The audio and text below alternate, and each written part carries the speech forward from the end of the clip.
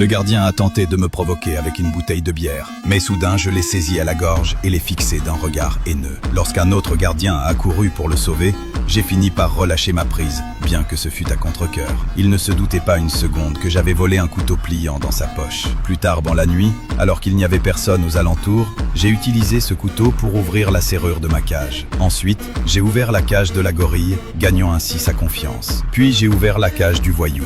Dès qu'il est sorti, je l'ai frappé à la tête. Il a tenté de se jeter sur moi, mais en se retournant, il a vu que la gorille était déjà de mon côté. Même s'il ne comprenait pas comment j'avais réussi à gagner la confiance de la gorille, il a fini par incliner la tête devant moi. Le lendemain, mon maître a voulu me ramener à la maison. J'étais encore en colère contre lui pour m'avoir abandonné, et ce n'est qu'après ses insistantes supplications que j'ai finalement accepté de revenir.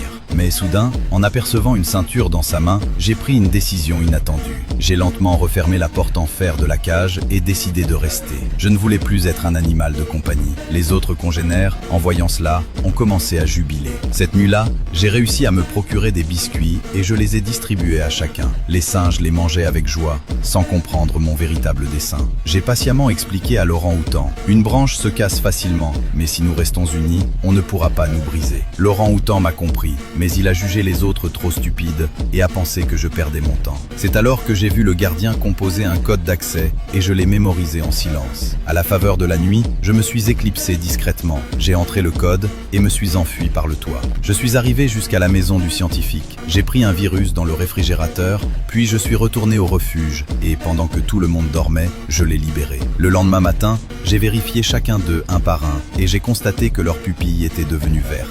Mes propres yeux avaient également verdi. Au même moment, le directeur du zoo remarqua quelque chose d'étrange. Les primates, qui d'ordinaire ne faisaient que jouer et s'agiter, se tenaient alignés, comme s'ils écoutaient mes ordres. Je me suis lentement retourné et j'ai croisé le regard du directeur. Il ne comprit pas ce qui se passait et n'y prêta pas grande attention. Cette nuit-là, tous les primates retournèrent d'eux-mêmes dans leur cage. Mais lorsque le gardien s'approcha pour fermer la cage à clé, il me vit soudain debout à l'extérieur. Il saisit une matraque électrique et tenta de me repousser. Mais lorsqu'il leva le bras une nouvelle fois, je l'attrapai et dis: Non!